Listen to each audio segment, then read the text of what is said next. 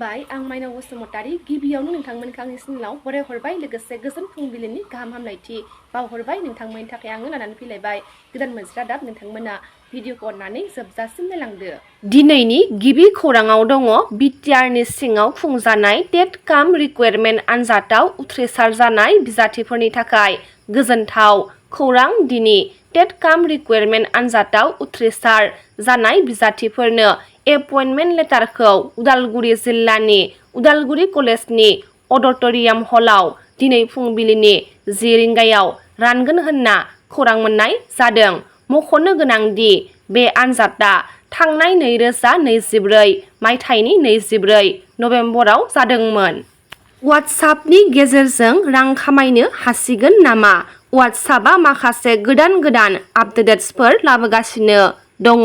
सुबुंफोरा गोबां बाहायग्रा वाट्सएप एपआ गोदान आपडेट लाबोगासिनो दङ होनना खौरां मोननाय जादों। वाट्सएपनि गेजेरजों एड साबस्क्राइबार गोबां गोदान फिचार्सफोर वाट्सएपआव आपडेट जानो थांगासिनो दङ होनना खौरां मोननाय जादों। क'क्राझार जिल्लानि सालाकाटि ओनसोलाव मोनसे मुगैथाव जाथाय सोमजिदों। खौरां मोननाय बायदिब्ला क'क्राझारनि सालाकाटि ओनसोलनि गंसे गामियाव बे मुगैथाव जाथाया सोमजिदों। सुबुं समाजखौ लाजि फोनांनाय बेबायदि जाथाया क'क्राझार ओनसोलनि सुबुंफोरखौ लाजिथावना खालामदों। सासे दुथां आखुनि बिफाया गावनि उन्दै हिनजावसाखौ जिनाहारि खालामबोनायनि अजद दैखांदों। गावनि फिसाजोजों देहायारि सोमोन्दो खालामनायनि दायाव हमजानाय आइनाल आलीखौ पुलिसआ हमनानै जोबथेसालियाव दैथायहरबाय होनना खौरां मोननाय जादों। चिरां जिल्लानि सिङाव थानाय गुरुबासा भिसिडिसिनि मासिगिरि आरो बर' सावथुन मुलुगनि फावखुंगुर बिपुल मोसाहारिखौ दुखुनांथावै गाग्लोबनायनि जाथाया सोराङाव फैदों। चिरां जिल्लानि गुरुबासा ओनसोलनि थागिबि आथिखाल सोलिफु बिटिआर सोरखारनि मासिगिरि आरो बर' सावथुन मुलुगनि फावखुंगुर बिपुल मोसाहारिखौ गाग्लोबनायनि जाथाया सोराङाव फैदों। गाग्लोबनायनि जाथायखौ लानानै बिपुल मोसाहारिनि आंगो बिसि सानसुमै मोसाहारिया मेगनाव मोदै लानानै फिसाय बिपुल मोसाहारिनि न्याय नागिरनानै दुखुजों माखासे बाथ्राखौ खौरां बिजोंनि गेजेरजों फोरमायथिदों। बिथां बिपुल मोसाहारिनि फाहामथायखौ बिथांनि आंगो बिसि सानसुमै मोसाहारिया दायो बङाइगावनि डक्टर बिकास आगरवालनि मिरुआव फाहामथाय होगासिनो दङ होनना खौरां बिजोंनि गेजेरजों फोरमायथिदों। बर' हारिनि मुंदांखा जोलुर गेलेगिरि दुर्गा बर' बिथाङा फैगौ 21 जुनाव फेरवेल मेच गेलेगोन होनना खौरां मोननाय जादों। दुर्गा बर' बिथांनि मख'जाथाव जोलुर गेलेनाया फैगौ 21 जुन खालि मोनाबिलि 7 रिंगानिफ्राय जागायजेननानै बिदाय बादायलायनायजों जोबहैगोन। दुर्गा बर' बिथाङा All India Churchill Brothers Mumbai Tigers Shillong Lajong North East United Guwahati FC and अजन एफसि बायदि मुंदांखा क्लाबफोरनि जानानै गावनि रोंग'थि आरो बावसोमनायखौ जोलुर गेलेनानै दिन्थिबोबाय थादों। मख'नो गोनांदि गावनि जोलुर गेलेनाय दावबायनाय समाव बिथाङा गेलेमुनि फारसे गावनि गोसो गुदुंखौ दिन्थिनानै गोग्गानानै आसामनि मिजिंफोरखौ दिन्थिफुंदों।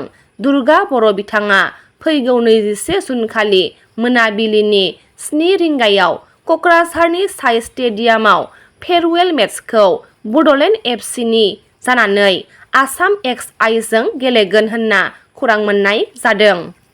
ट्राइबेल बेल्ट आरो ब्लकफोरखौ रैखाथि होनाय आरो थागिबि हारि-हारिसानि रैखाथिनि थाखाय कंग्रेस हान्जाया ओंखारबोगोन होनना गोख्रों बाथ्रा बुंथिदों एमपि गौरब गगैआ खौरां मेलनि गेजेरजों।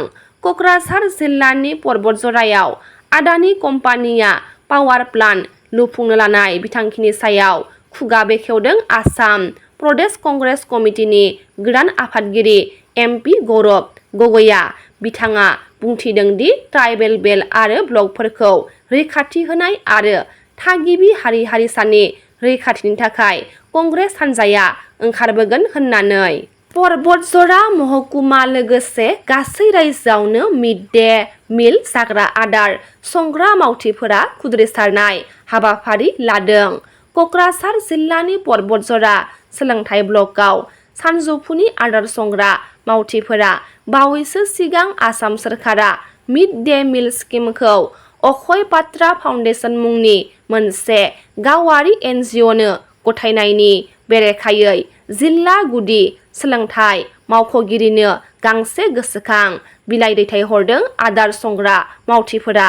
सुबुं अनसायनाय खामानियाव नांथाबदों जमदुवार ब्लक UPPL दोलोनि लेङाइ आफादगिरि सरनजित बसुमतारी बिथाङा लाइमोनफोरखौ गेलेनाय बिथिङाव गोसो गुदुं खालामनाय थांखिजों थांनाय मैया गिबि खेबनि थाखाय मजाति स्पिर्टस क्लाब आरो बसाबिल दानसोरां क्लाबनो जोलुर गेलेनायाव नांगौ जानाय मुवा बेसादफोरखौ सरनजित बसुमतारीनि मददजों जमदुवार बियाबनि TCLCCनि मासिगिरि निरद नार्जारी आरो UPPL दोलोनि माखासे मावथिफोरा राननानै होदों। जोलुर गेलेनायाव नांगौ जानाय बेसादफोरखौ मोननो हानानै सरनजित बसुमतारीनि सायाव मोननै क्लाबनि सोद्रोमाफोरा गोजोननाय फोरमायथिदों। रादाबा एसेनोसै, गाबोन फिन गोदान रादाब लानानै लोगो मोनगोन। नोंथांमोना भिडिअखौ जोबजासिम नायबायब्ला अन्नानै लाइक, शेयार, कमेन्ट लोगोसे साबस्क्राइब खालामनानै होदो। गोजोन्थों।